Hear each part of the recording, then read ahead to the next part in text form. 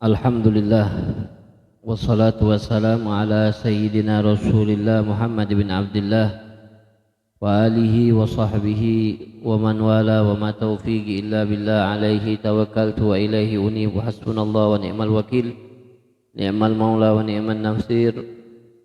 Rabbi shrah li sadri wa yassir li amri wa hlul 'uqdatam min lisani yafqahu qawli wa saddid lisani wahdi qalbi bijahin nabi wal al Allahumma la ilma lana illa ma 'allamtana innaka antat tawwabur rahim innaka antal adidul hakim wa tub alaina innaka antat tawwabur rahim. Allahumma arinal haqqa haqqan warzuqna ittiba'ah wa arinal batila batilan warzuqna ijtinabah wa la taj'al mustabihan alaina fanattabi'al hawa bi rahmatika ya arhamar rahimin. Alhamdulillah, bersyukur kita kehadirat Allah Subhanahu wa taala yang masih memberikan kita nikmat iman Islam, nikmat taufik wal hidayah serta nikmat sehat wal afiah, sehingga malam hari ini di tahun baru 1445 Hijriah tidak terasa sudah 1 tahun kita tidak bertemu ya, dari tahun 1444 sampai tahun 1445 ya, tahun baru ini kita bertemu insyaallah dalam keadaan yang lebih baik, dalam semangat yang baru ya, himmah yang baru untuk lebih bersemangat duduk di dalam tempat-tempat yang barakah seperti ini untuk mendapatkan keberkahan daripada sholawat yang kita baca, daripada maulid yang kita baca, daripada ilmu-ilmu yang kita dapatkan. InsyaAllah itu dapat menjadi bekal kita untuk menghadapi kehidupan di dunia ini dan nanti ketika kita kelak kembali kepada Allah Subhanahu wa ta'ala. Jadi semuanya yang hadir, yang berkhidmah, yang ikut andil di dalam rutinitas seperti ini, semuanya akan mendapatkan keberkahan ya, akan mendapatkan ajar wa thawab minallah, dan yang paling besar pahalanya adalah yang paling capek. Nabi berkata kepada Sayyidatuna Aisyah, ajruki ala qadri nasabiki, pahalamu itu tergantung ya usahamu, tergantung kerjamu. Kalau orang santai ya tidak terlalu capek ya pahalanya sedikit, tapi kalau yang berkhidmah, baik yang masak, main hadroh, yang jemput guru ya, belum makan lagi. Tadi ada yang bilang lapar, Anak bilang anak juga sama dari sore keluar rumah, makanya keluar nih korma, alhamdulillah ya Habib. Jadi tergantung kecapean kita, yang paling capek yang paling banyak pahala. Makanya anak hadroh ini dari tadi insya Allah paling banyak pahalanya tuh ya, semakin kemari semakin kenceng mukulnya ya, karena lapar juga dia. Insya Allah semua dapat keberkahan. Yang hadir insyaallah Allah berikan keberkahan untuk kita, panjangkan usia kita, dan kita doakan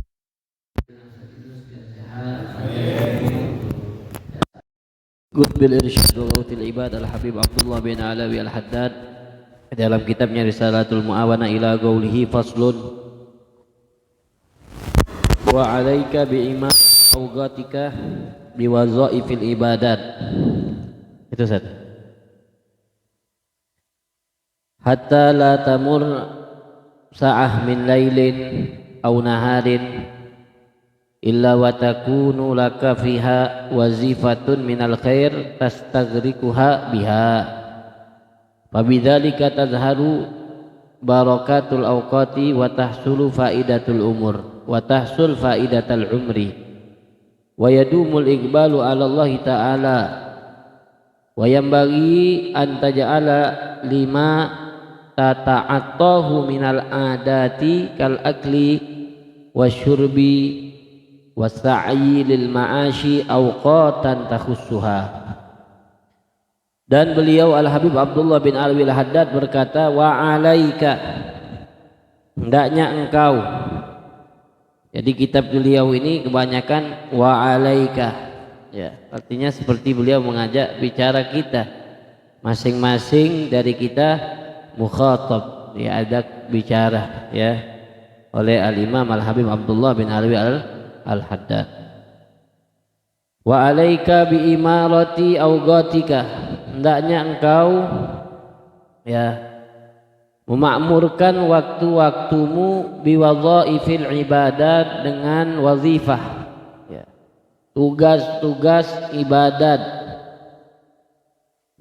hatta sehingga la tamurru sa'ah, tidaklah berlalu waktu, min lailin daripada malam, au naharin atau siang, illa wa takunu laka fiha wazifah, kecuali di dalam waktu itu engkau memiliki tugas, ya, minal khair, kerjaan, kesibukan daripada kebaikan, tastaghriquha biha, yang engkau gunakan waktu itu untuk melaksanakan tugas daripada kebaikan, ya. Fabidzalik, maka dengan itu tadhar, akan tampak barakatul awqat, keberkahan waktu. Wa tahsul, dan engkau akan dapatkan faidatal umur, faidah daripada umur yang Allah berikan.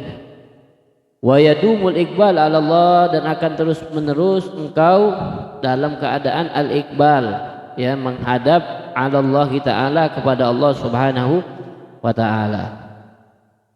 Wa yanbaghi, dan hendaknya antaja'ala, engkau menjadikan lima dari apa-apa yang engkau lakukan, tata'atahu, yang engkau lakukan, yang engkau perbuat, minal adat, daripada adat ini kebiasaan-kebiasaan kita, al akli, seperti makan, wasyurbi, minum, wassa'i lil ma'as, sa'i ini berusaha untuk mendapatkan kebutuhan hidup. Awqatan, engkau jadikan bagi itu semua waktu-waktu tahussuha, yang engkau khususkan. Jadi di dalam bab ini beliau menganjurkan kepada kita untuk apa? Imaratul awqat, mengisi waktu-waktu kita, ya, karena masing-masing orang Allah berikan waktu yang sama, baik dia kiai, ustadz, habib, presiden, waktu kita sama. Sehari itu 24 jam, betul nggak? Ada yang waktunya lebih sedikit. Kulluna yang hadir di sini sehari punya 24 jam. Hatta orang kaya raya nggak bisa dia mau nambah waktunya 25 jam dalam sehari. Nah, awqat mendapatkan masing-masing sama dalam setiap harinya, cuman berbeda, ya, di dalam jangkanya. Ada yang dikasih waktu 60 tahun, 70 tahun, 50 tahun, 25 tahun. Itu semua telah ditakdirkan oleh Allah Subhanahu wa ta'ala. Dan itu beliau hendaknya kita dari waktu yang Allah berikan kepada kita, nikmatul waqt yang Allah berikan kepada kita, hendaknya kita makmurkan, isi dengan ibadah, biwadhaifil ibadah. Artinya memanage waktu kita, menyusun waktu kita yang 24 jam ini, min anwa'il ibadah, daripada ibadah, dari kita bangun tidur sampai kita tidurlah lagi, sehingga tidaklah berlalu waktu kita selama 24 jam ini, min lailin aw nahar, baik malam atau siang, kecuali kita ada sesuatu yang harus kita lakukan, ya, daripada kebaikan tentunya, dan itu kita habiskan waktu untuk itu. Artinya intinya bab ini bab suruh kita ngatur waktu. Al-mu'min yang beriman kepada Allah dan ingin sukses harus pinter di dalam memanage, memerapikan, mentertibkan dia punya waktu. Dan orang tidak akan mendapatkan keberhasilan kecuali dia berhasil menyusun waktunya sendiri. Ya, al-haq bin al-batil bin nizam yaghlibul haq bi ghairin nizam. kebatilan yang terstruktur rapi, ya, itu dapat mengalahkan kebaikan yang berantakan. Makanya seseorang akan berhasil kalau dia diatur waktunya. Bangun tidur, apa kegiatan yang harus dia lakukan, ya, wirid, misalnya qiyamul lail. Karena kitab yang kita baca ini akan membahas hal itu. Tapi sebelumnya beliau mulai bahwasanya kalian hendaknya memakmurkan waktu-waktu dengan wadhaifil ibadah, ya, kesibukan ibadah.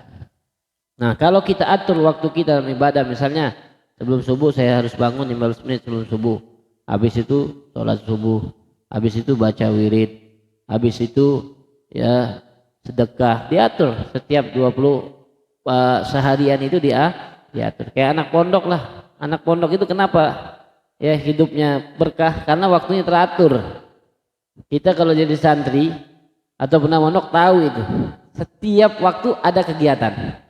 Bangun jam sekian, habis sholat subuh, wirid, habis itu ngaji, habis itu piket 20, habis itu waktu istirahat diatur. Ya. Kemudian bangun tidur sampai murojaah diatur lagi. 24 jam itu tidak kosong daripada kegiatan yang semuanya alal khair. Apa yang akan kita dapatkan kalau kita mengatur waktu kita seperti itu? Fabidzalika tadharu barakatul awqat. Bakal kelihatan berkahnya waktu. Umur kita ngerasa nih berkah umur. Ya. Wa tahsul faidatal umur, merasakan faedah daripada nikmat umur yang Allah berikan kepada kita. Wa yadumul iqbal 'ala Allah taala, dan akan terus menerus kita bisa merasakan iqbal, menghadapkan diri, mendekatkan diri kepada Allah Subhanahu wa taala. Adapun untuk hal-hal adat kebiasaan kita, artinya enggak semua waktu kita gunakan untuk ibadah, ya. Kan saya perlu makan, perlu minum, perlu keluar nyari uang buat kehidupan anak bini. Kalau semuanya diatur untuk ibadah, bini nanti ngamuk, ya, anak agak sekolah.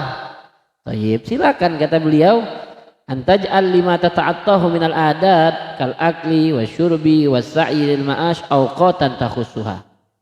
Kita juga harus menentukan waktu itu, ya, menyusunnya. Jadikan waktu-waktu khusus, misalnya, ya, setelah sholat subuh, ya, baca Al-Quran misalnya walaupun 10 ayat dalam sehari. Waktu saya kerja sampai kapan? Sampai zuhur misalnya, ya, habis zuhur nanti waktunya istirahat. Nah, ini orang kalau hidupnya seperti ini, rapi hidupnya, akan tampak keberkahan. Ya, orang-orang dulu mereka begitu. Betul, Ustaz. Orang-orang dulu. Ya. Engkong-engkong kita dulu, anak sering nih dengar omongan kayak gini. Bahkan kita di Palembang itu atau kehidupan habaib-habaib yang dulu, mereka enggak terlalu ambisius di dalam mencari dunia. Jadi kalau sebelum subuh bangun, mereka bangun sebelum subuh, qiyamul lail. Habis itu sholat subuh berjamaah. Habis itu baca Al-Quran. Ya, nggak keluar, nggak, ngopi dulu, ngopi. Ada waktu santainya. Ya, habis itu jam 7 keluar ke pasar, ke tokonya, buka toko. Ya, jam 9 ke musola, sholat duha. Jam 10 balik lagi. Nggak ada pembeli, mereka istiqomah. Zuhur tutup.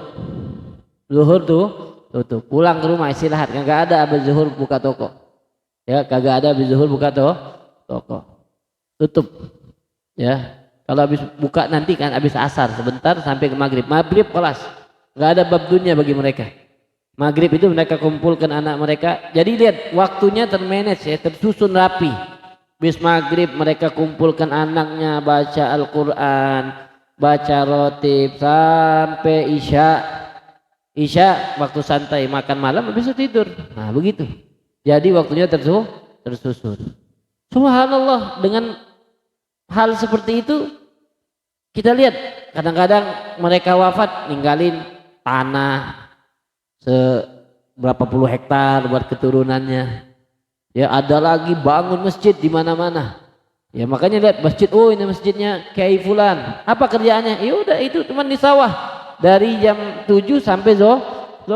Keturunannya kerja 24 jam kagak bangun masjid. Ya, boro-boro masjid kakeknya mau dijual kadang-kadang. Yayasan, ninggalin musola, ninggalin masjid, ninggalin tanah, ninggalin rumah. Kenapa? Karena berkah. Mereka berkah. Kenapa? Karena mereka hidup mengambil seperlunya daripada dunia. Mereka tentukan awqat khas untuk dunia mereka, dan mereka tidak lupakan untuk menyusun waktunya mendekatkan diri kepada Allah, memenuhi waktunya untuk wadhaif ibadah. Ya, wadhaif ibadah. Berbeda dengan orang sekarang. Kita zaman sekarang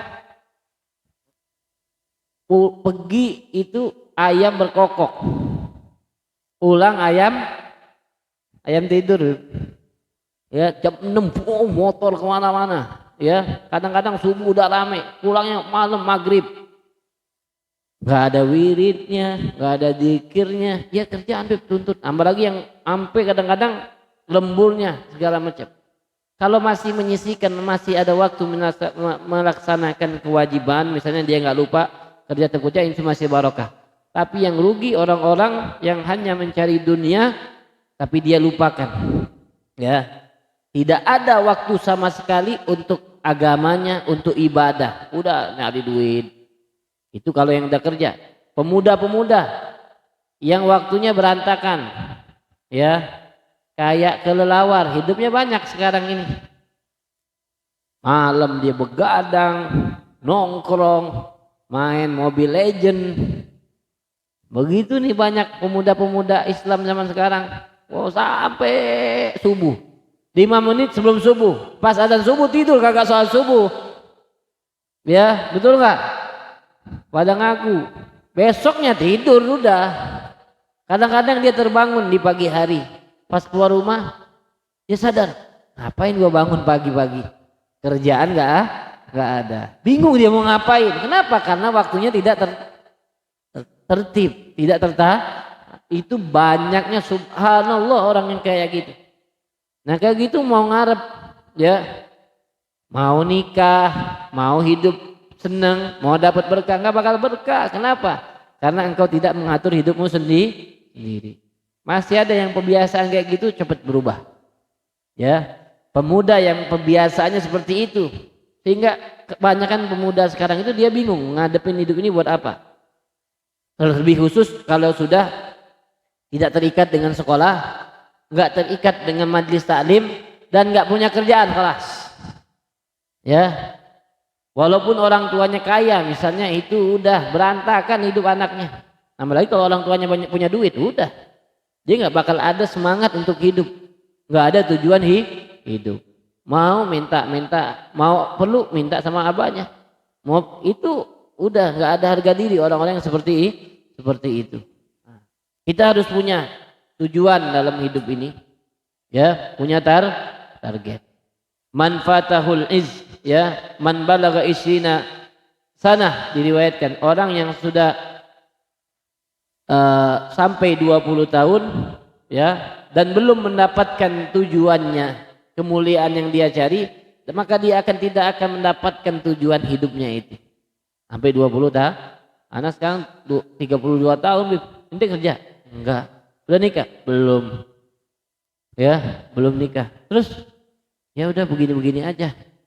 Ngaji enggak? Kagak. Nah, sudah. Jadi dia waktunya habis begitu saja. Wajar kalau dia ngomong cepet banget dia tahun, kan nggak berasa udah tahun sekian. Kayaknya udah 20 tahun, 10 tahun saya ini cuman diem aja di rumah. Kenapa? Nggak ada merasakan keberkahan waktu. Nah orang model kayak gini dunia dan akhirat rugi. Ya, dunia dan akhirat rugi. Pokoknya intinya waktu ini kalau kita tidak manfaatkan, dia nggak bakal menunggu kita. Al-waqt la yantadir ahada. Waktu nggak bakal nunggu orang. Ya, akan terus berjalan. Al-waqt kasayf illam taqta'hu yaqta'uka. Keberhasilan dunia perlu dengan namanya waktu. Maka dikatakan time is Ya salah. Ya, waktu itu adalah uang. Time is al-waqt kasab illam taqta'uhu yaqta'uka, kata Imam Syafi'i. Waktu itu bagaikan pedang, kalau engkau enggak gunakan sebaik mungkin maka engkau akan mendapatkan kerugian. Kerugian. Al-Imam Hasan Al-Basri mengatakan, ayuhan nas, innama anta ayyam fa idza dhahaba yawm dhahaba ba'duk. Wahai manusia, kalian itu sejatinya adalah hari-hari kalian. Kalau satu hari lewat, maka sebagian dari kalian sudah hilang. Mama dhafat, yang sudah lewat akan lewat, nggak bisa kembali. Wal mu'ammal ghaib, yang akan datang satu yang gaib, yang tidak ada yang tahu.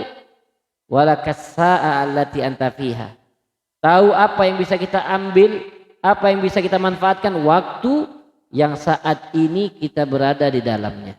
Waktu yang saat ini yang kita berada di dalamnya. Makanya di dalam bab ini perlunya kita memanage waktu kita.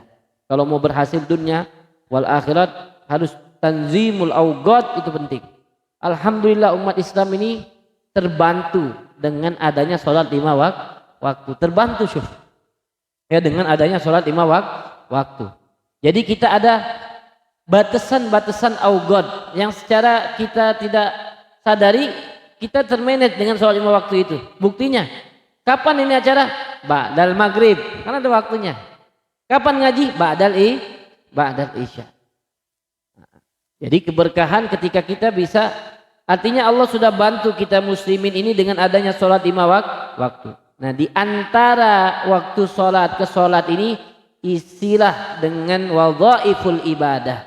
Wadhaiful ibadah. Insya Allah kalau yang hadir rutin pengajian di masjid Majlis Al-Bisyarah atau di masjidnya Habib Ali, itu sudah ada tertib yom a'mal yom walayla.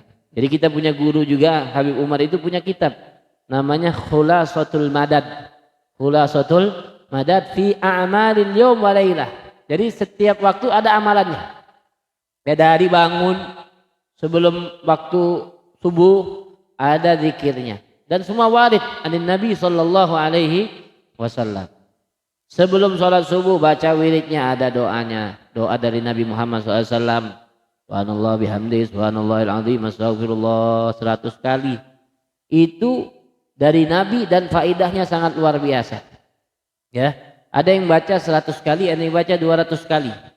Dulu ana pernah berada di satu pondok Riyadul Jannah, Kiai almarhum Kiai Haji Mahfud As-Sobari. Ini kiai luar biasa. Di mana? Pacet ya, Jawa Timur. Itu kiai dunia wal akhirat kalau Nabi bilang. Pemasukannya bulan itu 5 miliar. Ya, 5 miliar. Di pondok itu sampah jadi manfaat. Makanya dia pernah bilang, Habib, ana ini di daerah saya dipanggil kiai sampah katanya. Kenapa? Karena santri saya ini nggak boleh buang sampah sembarangan. Jadi setiap pagi itu santri dia memilih sampah organik, sampah ini nanti diolah lagi sama dia. Nggak apa-apa Habib, saya dipanggil kiai sampah katanya. Tapi sampah saya Habib tahu jadi apa? Jadi mobil Alphard. Ya, Anda lihat langsung. Jadi mobil Alphard. Nah itu kalau di pondok dia baca subhanallah bihamdi, subhanallahil azim, astaghfirullah sebelum azan subuh. Ya, 200 kali itu wiridnya teman. Subhanallah bihamdi, subhanallahil azim, astaghfirullah, subhanallah bihamdi, subhanallahil azim, astaghfirullah 200 kali. Ada sahabat mengadukan masalah ekonomi kepada Nabi Muhammad. Ya Rasulullah, saya ini susah. Ya. Tapran, tahu tapran? Apa bahasanya? Susah ya dapat uang. Kalau bahasa Palembangnya buntu. Kalau bahasa sini apa? Bokeh. Kalau bahasa antum apa? Dia mengadukan hal itu kepada Rasulullah SAW. Ala u'allimuka kalimat, ya. Apakah mau saya ajarkan kepada engkau bacaan, kata Nabi. Kalau engkau amalkan itu bakal datang kepadamu dunia dalam keadaan tunduk, kata Nabi Muhammad SAW. Apa itu? Tasbih Yunus, kata Nabi. Tasbih Yunus. Baca, kata Rasulullah sebelum subuh 100 kali. Dia baca, dia amalkan itu. Ketika dia amalkan, subhanallah, ya'tihi dunya. Ya, datang kepada dunia sampai akhirnya dia banyak ngutangin orang, ya dengan bisnisnya itu dia lagi baca itu masuk duit dari jendelanya. Sesuai dengan sabdanya baginda Rasulullah sallallahu alaihi. Jadi ada orang mau bayar utang sama sahabat ini ngelihat rumah kekunci, jendela kebuka. Masuk dari jendela itu uang. Siapa yang ngajarin? Nabi Muhammad sallallahu alaihi. Nah, itu diajarkan sama kita, ya guru-guru kita. Belum subuh baca itu. Ada doanya Sayyidatuna Aisyah. Habis subuh baca Wirdul Latif. Ya, Wirid Sakron, Hizib Imam Nawawi. Setelah itu sholat Isyraq. Habis itu sholat duha. Habis itu belajar. Kalau di pondok belajar. Nah, kalau di pondok belajar, yang di luar silakan cari kehidupan dunia di situ. Yang bawa motor, nge-grab ke pasar, dagang, buka toko, silakan. Waja'alna nahara ma'asya. Ya, siang cari uang sampai sore, misalnya malam gak usah lagi, udah cukup. Ya, cukup. Ya Bib, saya ini dagang nasi goreng Bib. Kalau siang gak laku, ya udah. Ya penting augot itu rapi. Kadang kita salah juga ngomong kayak gitu. Ada orang yang hidupnya mah kang nasi goreng, ya ayam bakar. Itu kalau bukanya pagi nggak ada yang beli. Menasi uduk laku pagi Bib. Ya udah silakan malam. Niat ibadah tapi dagang niat ibadat. Wahakada. Jadi ada itu kitab kalau mau ngamalkan dan ijazahkan oleh Habib Umar, umum bagi siapa yang mau ngambil faedah lakukan. Habis zuhur ada bacaannya, habis asar ada bacaannya, habis maghrib ada bacaannya, habis isya ada bacaannya, 24 jam amal yom walailah. Nah kita harus ada pegangan minimal. Kalau seandainya subuh nggak ada kita baca, habis maghrib sama isya, ya habis maghrib sama isya kita hidupkan dengan ibadah, baca rotibul haddad cukup. Jangan sama sekali nggak ada pegangan di dalam kehidupan kita ini, ya nggak tahu nanti mau kemana arahnya. Ya kalau kita nggak ada pegangan sama sekali, artinya an-yuhmil, nanti kita bahas ini apa namanya, la yastagi mal ihmal hal, artinya udah saya ini istilah hidup itu harus mengalir saja, itu salah itu. Ya hidup itu mengalir saja, artinya udah ngikutin arus saja. Inti kalau ngikut arus akan tenggelam, ya akan tenggelam. Harus berusaha menyusun waktu sendiri. Kita ini masing-masing nggak bisa menyamakan waktunya Ana sama Ustaz Zaki sama Ustaz Yunus, nggak bisa samain. Likuli unasin masyarabahu. Dan kita tidak bisa juga mengharuskan para mustami'in antum ini yang hadir karena masing-masing kesibukannya beda. Tapi intinya di dalam pembahasan kita malam hari ini, marilah kita memperhatikan waktu kita masing-masing dan susunlah waktu kita, ya, dengan wadhaiful ibadat, kegiatan-kegiatan ibadat yang dikenal dengan wirid, yang saban-sari harus kita lakukan, tidak kita tinggalkan. Ada kehidupan kita ini ada kebaikan dalamnya, baik itu wirid atau apa atau solawat, dan itu tidak kita tinggalkan. Itu namanya wirid. Wirid itu gak harus bacaan zikir ya. Kebiasaan baik seperti sodako, setiap pagi sebelum kerja dia ngasih 2.000 setiap pagi, itu namanya wirid. Nah itu harus ada kita, ya. Kalau nggak ada, artinya kadang sedekah, kadang enggak, kadang sholat duha, kadang enggak, kadang baca ini, kadang enggak. Nah ini kurang bagus, ya. Waktu kurang berkah. Man laisa lahu wirid bahwa wirid, dikatakan siapa yang nggak punya wirid, artinya dalam hidupnya dia tidak ada rutinitas baik, ya. Wirid itu rutinitas baik yang dia lakukan setiap hari, nggak ada. Inti biasanya ngapain? Ada hal yang positif yang kalau nggak ada, kadang-kadang aja. Dikatakan oleh Imam Abdurrahman As-Segaf ini, orang kalau nggak punya wirid setiap hari, malam harinya nggak punya wirid, fahuwa kirdun, maka dia adalah monyet, kalbahaim, ya. Seperti hewan. Itu orang yang nggak punya wirid, orang yang tidak teratur waktunya untuk kebaikan. Nambah lagi orang yang menggunakan waktunya untuk maksiat, yaumian untuk maksiat, khasir. Itu orang-orang yang rugi. Artinya kehidupan kita ini kalau berjalan begitu saja, tidak termanage, tidak teratur, tidak ada hal positif yang kita lakukan, itu rugi.